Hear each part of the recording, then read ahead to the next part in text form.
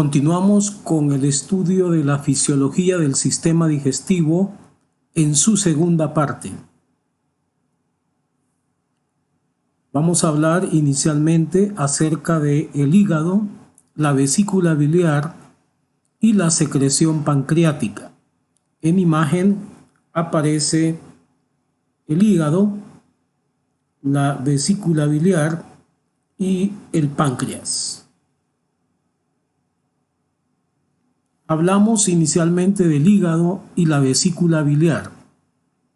Los hepatocitos, que son las células parenquimatosas y más importantes del hígado, continuamente forman bilis, la cual lanzan hacia los canalículos biliares. Luego, esta fluye hacia los conductos biliares y luego fluye por conductos biliares cada vez más grandes hasta llegar a los conductos hepáticos derecho e izquierdo, dependiendo de cuál lóbulo del hígado provenga la bilis. Posteriormente, la bilis avanza hacia el conducto hepático común y luego al colédoco, también llamado conducto biliar común. El colédoco desemboca en el duodeno, en la primera porción del intestino delgado. La bilis también pasa a la vesícula biliar por medio del conducto cístico, que está conectado con el colédoco. La bilis se produce todo el tiempo en el hígado, en forma constante, pero solo en determinados momentos pasa al duodeno. La bilis se almacena temporalmente en la vesícula biliar, la cual en determinados momentos se contrae, expulsando la bilis por el conducto cístico al colédoco, y de aquí puede pasar al duodeno. Se producen de 600 a 1200 mililitros al día de bilis. Hablamos acerca de la ampolla de Vater y del esfínter de Oddi. El colédoco desemboca en el duodeno a nivel de la ampolla de Vater, donde se encuentra el esfínter de Oddi. Para que ocurra vaciamiento de bilis al duodeno, se necesita de dos cosas. 1. Contracción de la vesícula biliar y relajación del esfínter de Oddi. Aquí observamos la ampolla de Vater en el duodeno y ahí es donde está el esfínter de Oddi. Vemos cómo el colédoco desemboca acá, a este nivel en el duodeno, y también ahí desemboca este conducto, que es el conducto pancreático principal. Hablamos de la composición de la bilis. La bilis contiene las sales biliares, que son los componentes más importantes y abarcan la mitad de los solutos de la bilis. La bilirrubina, que procede de la degradación, sobre todo de la hemoglobina y de otras proteínas parecidas que también tienen el grupo M. La bilis también contiene colesterol, lecitina, también conocida como fosfatidilcolina, electrolitos, y dentro de ellos sobre todo resaltamos el bicarbonato, agua y fármacos o medicamentos, o si no metabolitos derivados de ellos. Eso si la persona consume medicamentos que se eliminan por la bilis. Hablamos ahora de la secreción pancreática. El páncreas tiene dos porciones, la porción endocrina y la porción exocrina. La última es la relacionada con el sistema digestivo. La porción exocrina está organizada en lobulillos, conocidos como acinos pancreáticos. Además tiene conductos que en sus paredes tienen las llamadas células ductales. Las células de los acinos producen y secretan enzimas digestivas y las células ductales secretan NaHCO3, o sea, bicarbonato de sodio. Y este contribuye a amortiguar el ácido que llega del estómago al duodeno, junto con el HCO3-, o sea, bicarbonato de la bilis, que tiene mucho menos efecto. El conducto pancreático principal, como hemos dicho, desemboca en el duodeno en la ampolla de váter. Las enzimas secretadas por los acinos pancreáticos son la amilasa pancreática, que participa en la digestión de los carbohidratos, enzimas proteolíticas que participan en la digestión de las proteínas y que son la tripsina, la quimiotripsina o quimotripsina, la carboxipolipeptidasa y la elastasa. También tenemos la ribonucleasa y la desoxirribonucleasa, que digieren al ARN y al ADN respectivamente. La lipasa pancreática, la fosfolipasa y la éster colesterol hidrolasa. Estas últimas tres digieren lípidos. Las enzimas proteolíticas, que digieren proteínas, son producidas como moléculas precursoras inactivas, es decir, como zimógenos o proenzimas.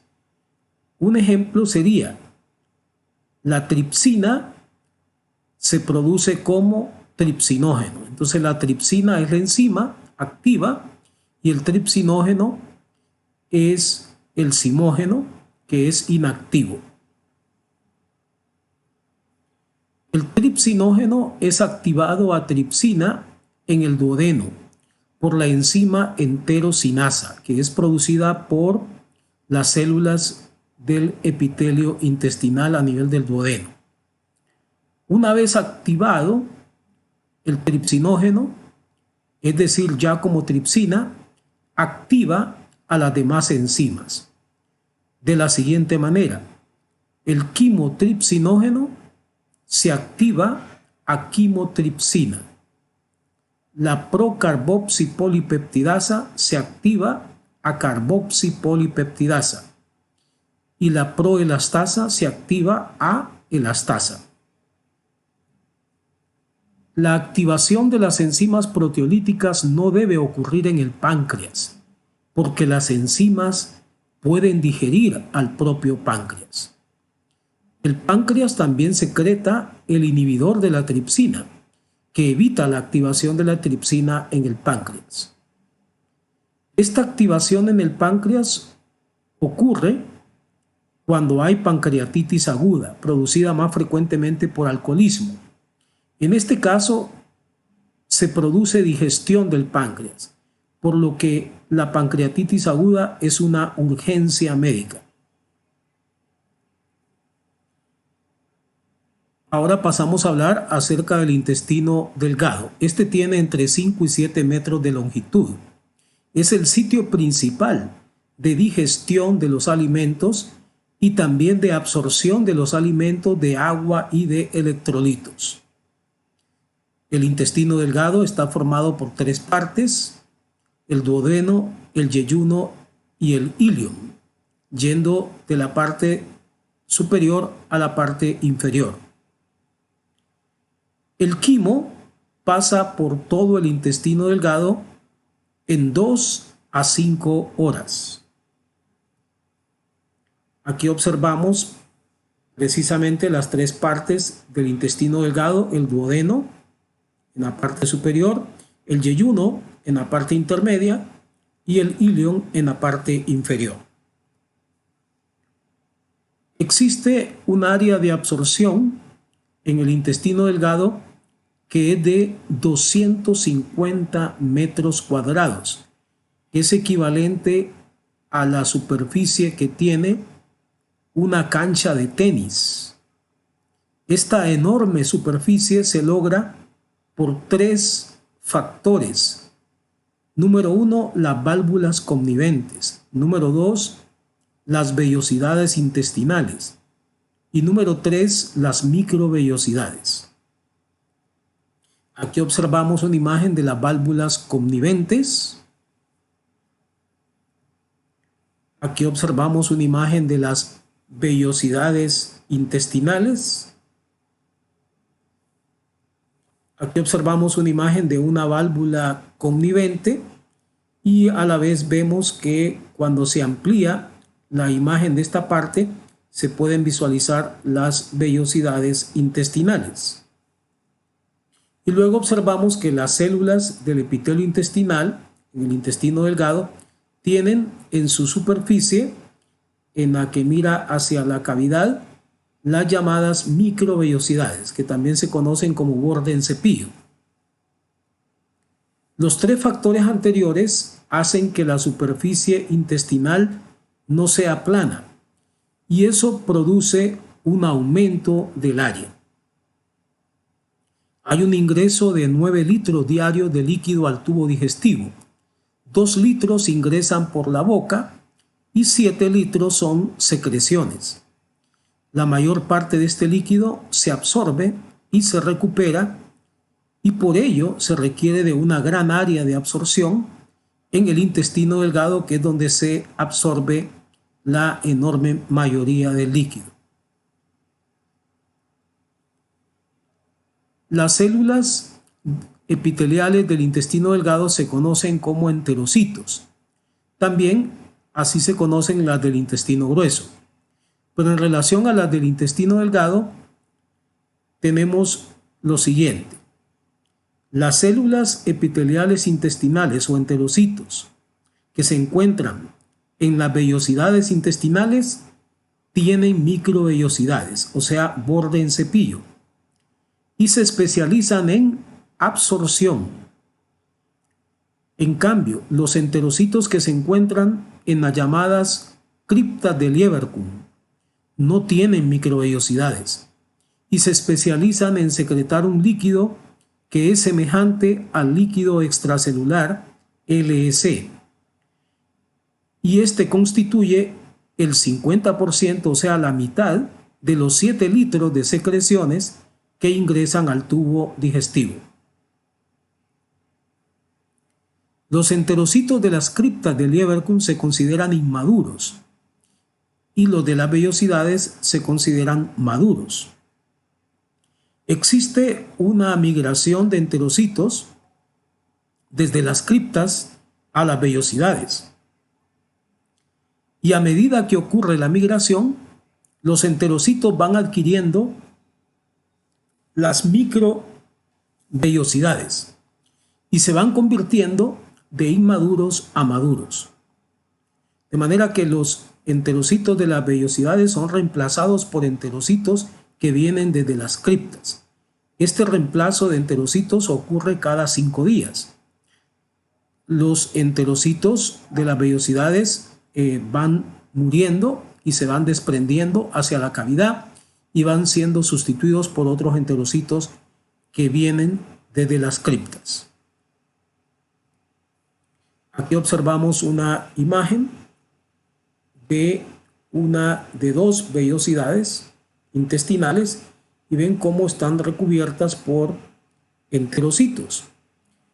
Y aquí observamos una ampliación de una sección y aquí observamos que las células que están acá en la vellosidad intestinal tienen microvellosidades, o sea, tienen el borde en cepillo.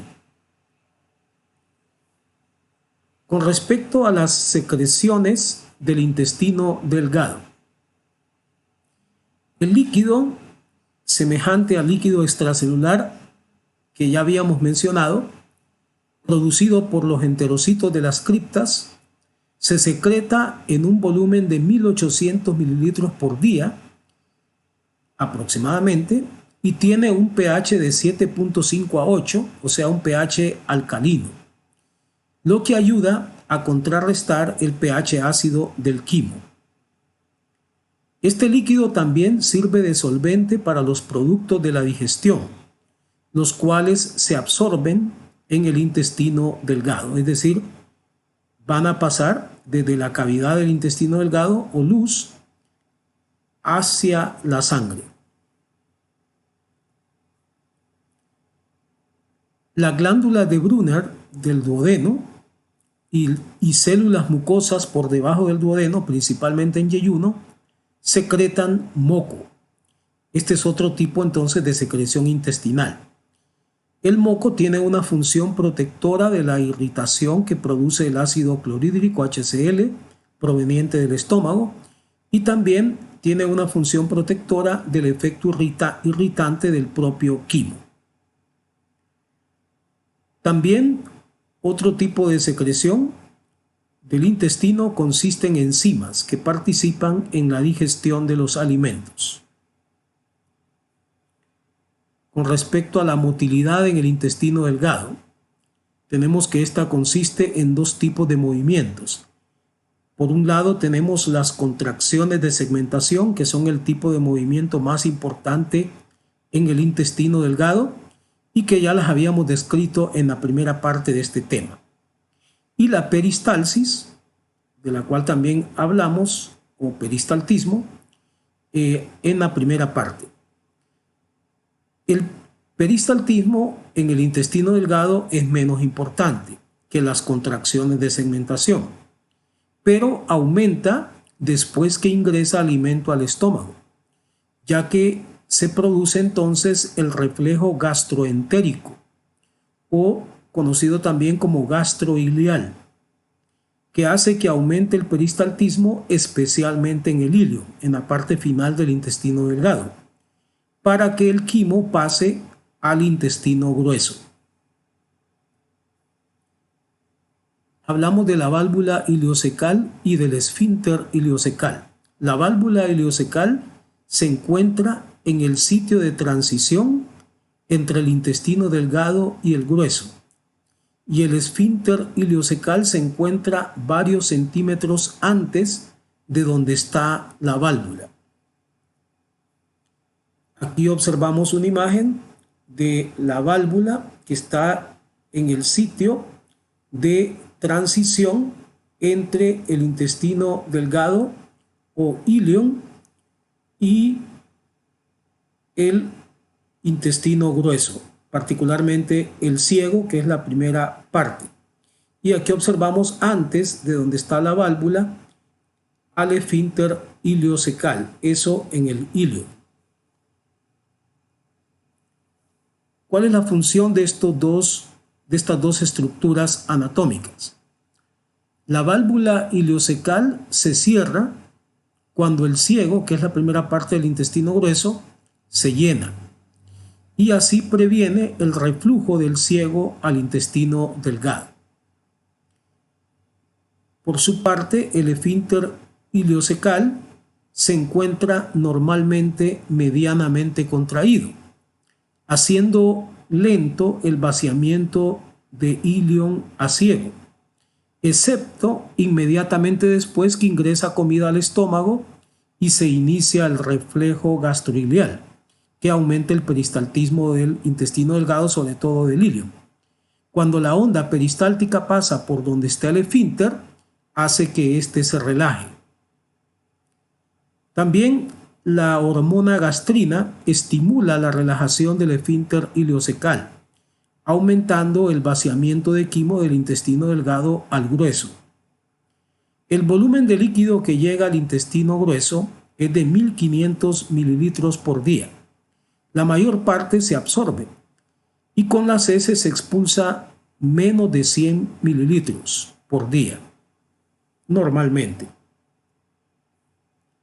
El intestino grueso está formado por las siguientes partes, yendo en forma descendente: el ciego, el colon ascendente, el colon transverso el colon descendente, el colon sigmoides, el recto y el conducto anal que finaliza en el orificio llamado ano. Aquí tenemos esas distintas partes, comenzando acá con el ciego, luego el colon ascendente, el colon transverso, el colon descendente, el colon sigmoide y el conducto anal que finaliza el recto y luego el conducto anal que finaliza en el ano. El intestino grueso tiene entre 1 y 1.5 metros de longitud. La mitad proximal tiene función de absorción de agua y electrolitos, nada más porque ya los nutrientes se han absorbido en el intestino delgado. La mitad distal del intestino grueso tiene una función de almacenamiento de heces. Cuando el quimo pasa del intestino delgado al grueso, se convierte en heces fecales o bolo fecal. Con respecto a la motilidad del intestino grueso, este incluye las contracciones de segmentación, que son movimientos de mezcla semejantes a los del intestino delgado, pero los segmentos que se contraen, en este caso, tienen 2.5 centímetros de longitud, o sea que son de mayor longitud que en el intestino delgado, y siempre están alternados con segmentos relajados. Ya habíamos descrito anteriormente cómo ocurren las contracciones de segmentación. Cuando ocurren en el intestino grueso, se produce una oclusión casi completa del colon, o sea que el colon casi se cierra, y se forman unas bolsas que protruyen hacia afuera. Estas reciben el nombre de austras o austraciones. Las contracciones de segmentación, aunque son de mezcla, producen propulsión lenta de heces fecales en dirección anal. La división en movimientos de propulsión o de mezcla no es de tal manera que haya exclusividad, sino que algunos movimientos que son de mezcla pueden tener algo de propulsión y movimientos que son de propulsión pueden tener algo de mezcla. El otro tipo de movimientos en el intestino grueso, que son parte de la motilidad del intestino grueso, son los movimientos masivos o en masa. Estos son movimientos propiamente propulsivos y especiales, que ocurren más en el colon transverso y en el colon sigmoides. Se producen pocas veces en el día, principalmente 15 minutos después del desayuno. Comienzan con un anillo de constricción y luego se contrae de una sola vez como una unidad 20 o más centímetros de colon distal a la constricción inicial. Esto empuja el contenido fecal a partes más distales del intestino grueso y se favorece de esa manera la defecación. Duran desde 10 minutos hasta media hora, pero vuelven hasta las 12 horas o al día siguiente. Son iniciados por dos reflejos, el reflejo gastrocólico y el reflejo duodenocólico. Hablando de la defecación, la mayor parte del tiempo el recto está vacío de heces. Existe un esfínter funcional, no anatómico, 20 centímetros antes del ano, entre el sigmoides y el recto, el cual detiene el paso de heces al recto.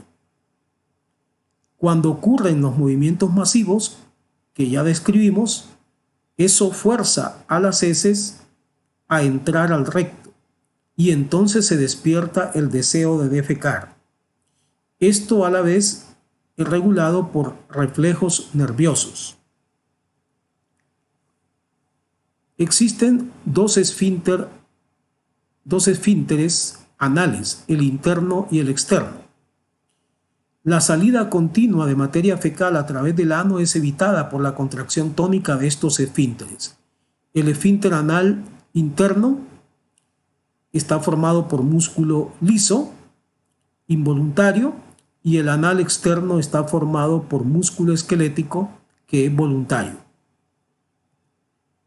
Aquí observamos una imagen donde se muestra el esfínter anal externo y también se muestra el esfínter anal interno. Aquí se encuentra el ano y aquí está el recto. Hablábamos de que la defecación es regulada por reflejos nerviosos, que se conocen como reflejos de la defecación. Y hay dos. Primero tenemos el reflejo de la defecación intrínseco, que es un reflejo local, es decir, que se lleva a cabo todo en la pared del intestino grueso, sin participación, en otras palabras, de la médula espinal. Comienza cuando entran heces al recto, produciendo peristaltismo en el colon descendente, en el colon sigmoides y en el recto, forzando las heces hacia el ano. A medida que las heces se acercan al ano, se relaja el esfínter anal interno. Y si voluntariamente se relaja el esfínter anal externo, entonces se produce la defecación. Con respecto al otro reflejo, que lo podemos llamar reflejo de la defecación extrínseco. El reflejo local que describimos anteriormente es generalmente muy débil y por ello es reforzado por el reflejo de defecación extrínseco, que es un reflejo parasimpático. Este reflejo se lleva a cabo con la participación de la médula espinal en su región sacra y también con participación de los nervios pélvicos. Este reflejo aumenta el peristaltismo en las mismas zonas que lo hace el reflejo local, pero además también aumenta el peristaltismo en el conducto anal. Además de los reflejos de la defecación, se producen otros efectos que favorecen la defecación, que son la inhalación profunda de aire, el cierre de la glotis y la contracción de músculos abdominales. Aquí hablamos más específicamente del reflejo de la defecación local. Y dice, uno de los reflejos es el reflejo intrínseco, mediado por el sistema nervioso entérico rectal o de la parte final del intestino grueso. O sea, que es el sistema nervioso que está en la pared. Cuando las heces penetran al recto, la distensión emite señales aferentes que se propagan por el plexo mientérico, iniciando ondas de peristaltismo en el colon descendente, el sigmoides y el recto, impulsando las heces hacia el ano. Cuando las ondas alcanzan el esfínter anal interno, este se relaja, y si al mismo tiempo se relaja el externo, entonces tendrá lugar la defecación, tal como ya lo habíamos descrito anteriormente. Vean que aquí entonces este reflejo se produce en la pared nada más del tubo digestivo, en la parte del intestino grueso, en su parte final. Con respecto al otro, el reflejo de la defecación parasimpático, que ya no se trata de un reflejo local. Para ser eficaz y provocar la defecación, se refuerza con otro tipo de reflejo parasimpático de la defecación, en donde intervienen los segmentos sacros de la médula espinal. Se transmite primero señales a la médula espinal. Aquí ven la médula espinal y se ve cómo se está transmitiendo señales desde el intestino grueso hacia la médula espinal, que luego regresan al colon descendente, el sigmoides y el recto y el ano a través de nervios pélvicos. Aquí ven cómo regresan los impulsos al intestino grueso, aumentando el peristaltismo y relajando el esfínter interno. Estos a la vez inician otros efectos como inspiración profunda, cierre de la glotis y contracción de los músculos abdominales, al tiempo que el suelo de la pelvis desciende y empuja hacia afuera el anillo anal para expulsar las heces. Finalmente hablamos acerca de la digestión y de los alimentos y de la absorción también de los alimentos. Primero hablamos de la digestión de las proteínas. Como vemos, la digestión de las proteínas comienza en el estómago por efecto de de las pepsinas. Recuérdese que las pepsinas son producidas como pepsinógenos, que son inactivos, pero por efecto del ácido clorhídrico, los pepsinógenos se convierten en pepsina, o sea que se activan. Y así las pepsinas pueden digerir a las proteínas, convirtiéndolas sobre todo en péptidos. También el propio ácido clorhídrico habíamos dicho que también directamente digiere proteínas, o sea que contribuye un poco también con la digestión de las proteínas. Luego, los péptidos pasan del estómago al intestino delgado, donde las enzimas pancreáticas que se liberan en el páncreas y llegan al intestino delgado como zimógenos, como moléculas precursoras inactivas, y que luego se activan. De manera que aquí aparecen los precursores inactivos, tripsinógeno, pero que después se va a activar a tripsina. Quimotripsinógeno, que después se va a activar a quimotripsina. Proelastasa, que después se va a activar a elastasa. Y procarboxipeptidasa o polipeptidasa, que después se va a activar a carboxipeptidasa o carboxipolipeptidasa. Una vez que ya están activas, entonces van a continuar la digestión de las proteínas o de los péptidos que han llegado desde el estómago al intestino delgado. Y van a producir aminoácidos, pero algunas moléculas no van a ser digeridas totalmente y van a quedar como di y tripéptidos. Y luego ven que esos di y tripéptidos son atacados por aminopeptidasas, que son enzimas de las células epiteliales intestinales o enterocitos del intestino delgado, y esas sustancias van a ser transformadas finalmente en aminoácidos. Todos los aminoácidos entonces van a ser absorbidos y van a pasar a la sangre. Esto es lo que corresponde a la digestión de las proteínas. Aquí observamos otra imagen siempre relacionada con la digestión de las proteínas. Aquí observamos que hay una fase gástrica, o sea, es en el estómago donde comienza la digestión de las proteínas por efecto de la pepsina, que los transforma en polipéptidos. Antes habíamos dicho péptidos, pero en general son péptidos largos, o sea que son polipéptidos. Aunque también aquí vemos que algunos aminoácidos ya se producen a nivel del estómago. Pero los polipéptidos necesitan continuar siendo digeridos, y eso ya ocurre en una fase intestinal, en la luz propiamente del intestino. Ahí entonces la tripsina, la quimotripsina, la elastasa y las carboxipeptidasas, que aquí vemos que son dos, la A y la B, atacan a los polipéptidos y los transforman en aminoácidos. Y también aquí se ve que pueden quedar algunos oligopéptidos, y como habíamos visto también pueden quedar algunos dipéptidos y tripéptidos. Y luego estos dipéptidos y tripéptidos son atacados por enzimas que son aminopeptidasas, que se encuentran en las células epiteliales intestinales. Pero algunas se encuentran, algunas peptidasas o aminopeptidasas se llaman también, se encuentran en el borde en cepillo. Entonces hay una fase intestinal de digestión de las proteínas en el borde en cepillo, o sea, donde están las microvellosidades, acá.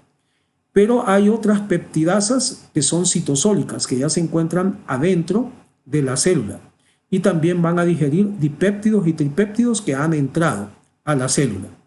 Al final de la digestión se van a producir aminoácidos, y los aminoácidos son los que van a pasar a la sangre.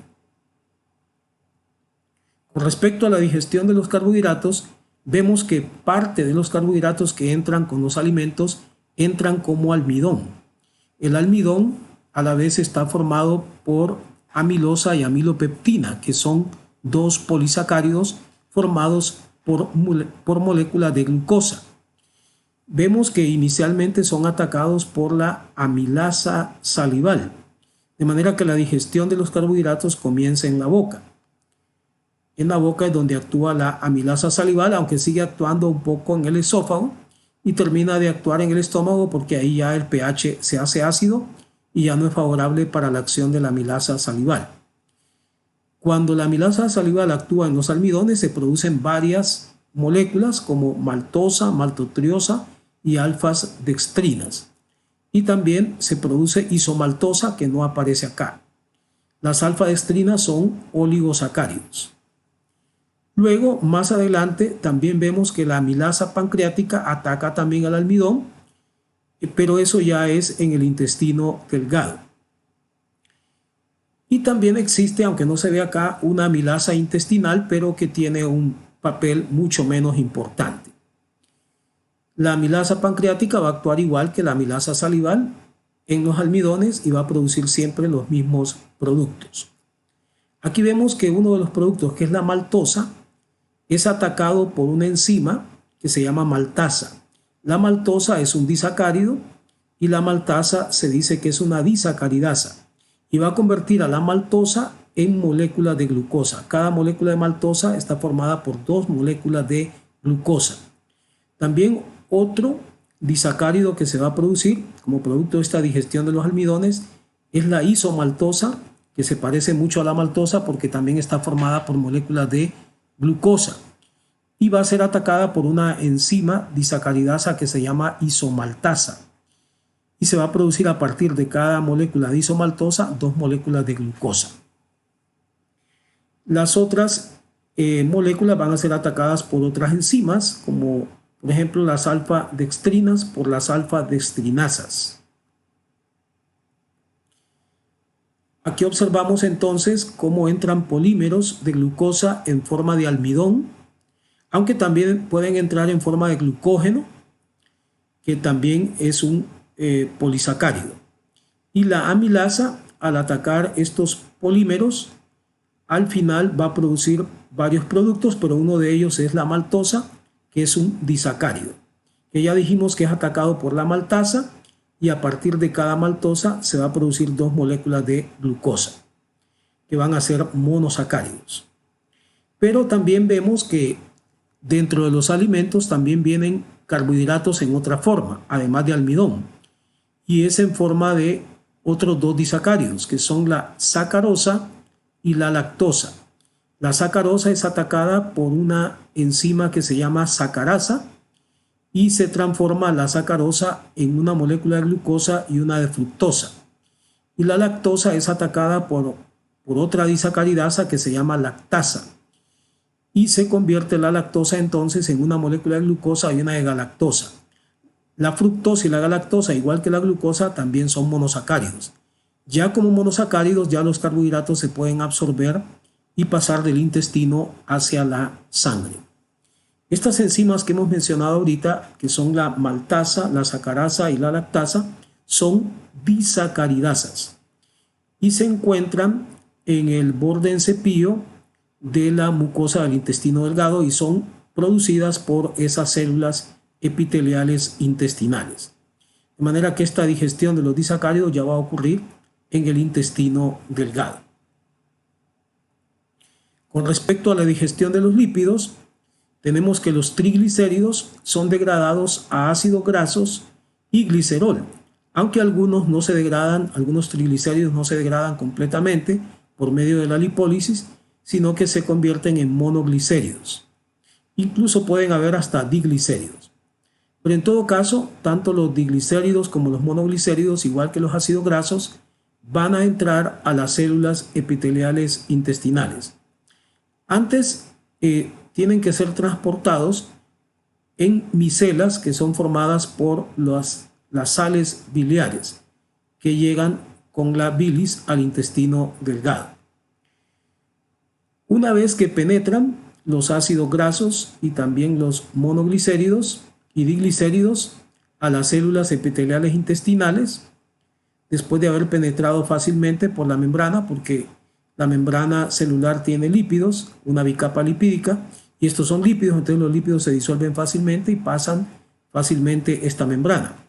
Entonces, después de eso, los ácidos grasos y los monoglicéridos y diglicéridos pasan a formar parte de triglicéridos nuevamente, pero ya dentro de la célula intestinal, y luego pasan a los llamados kilomicrones, que son lipoproteínas que los van a transportar en la linfa primero, dependiendo de la longitud. Si son ácidos grasos de cadena un poco larga, ya pasan por la linfa primero y después van por la sangre. Otros triglicéridos formados por ácidos grasos o ácidos grasos más cortos pueden pasar directo a la sangre. Aquí de paso vemos también que se puede transportar colesterol y fosfolípidos en estas lipoproteínas que se llaman kilomicrones. Estas son las lipoproteínas que los van a transportar en la linfa y en la sangre. Aquí con respecto a la digestión de los lípidos vemos que los triglicéridos son atacados por la lipasa pancreática, que es la que lleva a cabo la mayor parte de la digestión, pero también por la lipasa lingual y por la lipasa gástrica. También se ha hablado de una lipasa intestinal.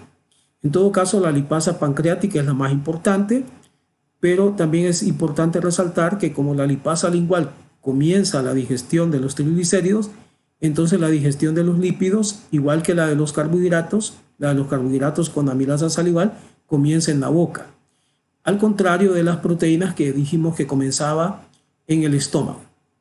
Cuando estas lipasas actúan sobre los triglicéridos en los distintos lugares, la lingual en la boca, la pancreática en el intestino, la gástrica en el intestino, en el estómago, y la intestinal, que hemos mencionado que también existe en el intestino delgado. Entonces se van a producir ácidos grasos libres, pero algunos pueden quedar como monoglicéridos o como diglicéridos, como dijimos anteriormente. Y esos son después absorbidos, o sea, entran a las células y después pueden ir a la linfa primero, algunos, y otros directo a la sangre. Al final todos llegan a la sangre. Aquí vemos también que los fosfolípidos, que también tienen ácidos grasos, son atacados por una fosfolipasa y también a partir de ellos se liberan ácidos grasos que también son absorbidos. Y aquí vemos que los ésteres de colesterol, que son colesterol unido a ácido graso, son atacados por una enzima que se llama colesterol esterasa, que hace que se separen el colesterol de los ácidos grasos y después ambos pueden ser absorbidos. Aquí vemos cómo se absorben la mayoría de los nutrientes. Observamos que la glucosa y la galactosa, que son monosacáridos que vienen de la digestión de los carbohidratos, se absorben por un transporte activo secundario con sodio. Es el cotransporte sodio-glucosa. Y de esa manera penetran a las células y después pasan al otro lado y pueden llegar a la circulación sanguínea. La fructosa, por el contrario, pasa por difusión facilitada, que es transporte activo, hacia el interior de la célula y después pasa hacia el otro lado para llegar a la sangre.